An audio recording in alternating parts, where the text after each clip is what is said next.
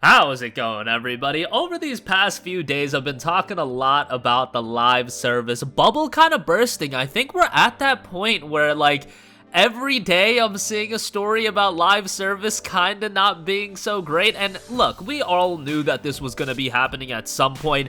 Everybody was trying to jump in on the live service gravy train, and I understand why. If you're a bigwig business head at any of these publishers, you're going to look at the live service market and realize that that is your biggest opportunity in terms of making the most amount of money. And those bigwigs are all going to be after making the most amount of money possible. Sony, Microsoft, EA, Ubisoft, Sega, who we're going to talk about as well, we're all after what I like to call that pie in the sky. That pie in the sky is so hard to obtain because it's, something with like live service. There's so much competition in the market, and I'll talk more about why it's such a difficult market to be successful in comparatively to every other gaming market, which, by the way, is already super difficult to be successful in when you look at all of the major flops that have happened in the last year. But a new report, as noted by Eurogamer, and that was noted by YouTube channel Volalound, shared an eye-opening video on the recent cancellation of Hyenas, which was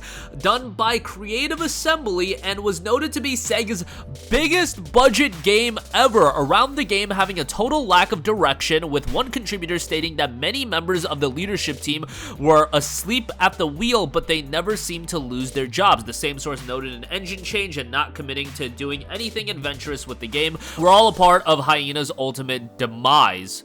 Hyenas was originally planned as a premium game. It had transitioned to a free-to-play game with microtransactions by the time it was canceled by Sega. Its whole development process from the get-go had uncertainty around. They wanted characters who don't give an F, man, and have heaps of tood, one developer claimed.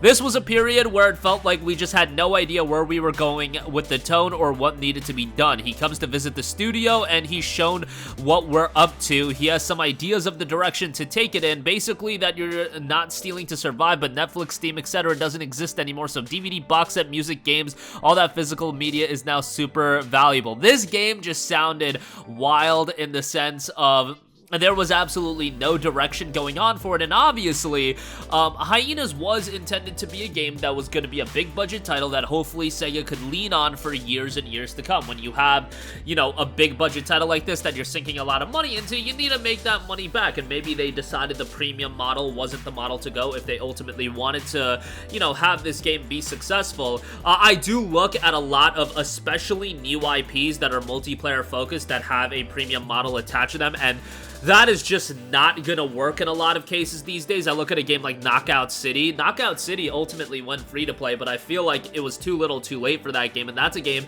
that should have been launched as a free-to-play title right out the gate. It's really a case-by-case basis, but I think the biggest way you're gonna make a successful multiplayer title that is also a premium game, being a $60, $70 game, is if it's of an existing IP. I think new IPs being multiplayer focused and being, $60, $70, that's gonna be really, really difficult unless it's being done by a development studio that has a track record of doing a lot of multiplayer titles, and they're kind of known for that. Like, if Bungie, let's say, did a brand new IP and it was a multiplayer game, yeah, they're gonna have some traction, they're gonna have a little bit of attention, but if it's any other studio that's not as well known at that level, I think it's going to be very difficult. That's why, not to bring this up again, but I feel like I have to whenever I talk about live service, it's why I think so it would be so much more advantageous for Sony to just wet their feet in the live service market by doing, not even the live service market, excuse me, just the multiplayer market by doing something like a Killzone 2 remaster. The investment would be very low, and the turnout would probably be pretty damn well, and at least get people into the rhythm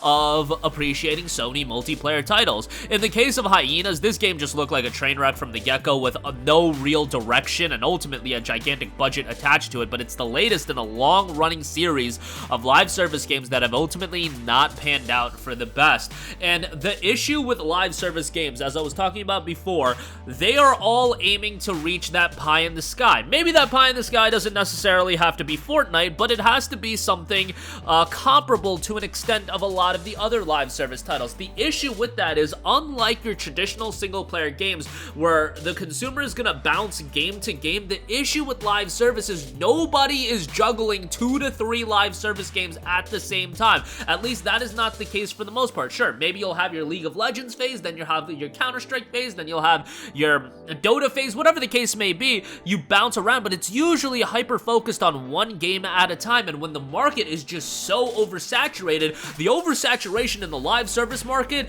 greatly outpaces the oversaturation in the regular gaming market, even if in a 1-to-1 game ratio, it might be less, because the games are different. The games are all designed for you to be invested into those games, where that is your almost your pastime, your second job, so to speak. And that's why for live service, the market being oversaturated is going to be very detrimental to a large portion of those games. And, you know, you're seeing left and right just real train wreck after train wreck. It's actually wild to see how many games have gone down this route. And it's not even a sense of all of these games are bad. No, a lot of these games end up being received well. Now, I'm not turning around and playing a lot of these live service games these days, like, you know, as a lot of you guys are. I'm pretty burned out by this market, but you know, generally speaking, a lot of these games have decent reception that you're hearing being canceled or being shut down a year after launch. They have generally good reviews. A lot of them, I should say. You know, not all of them. Some of them are just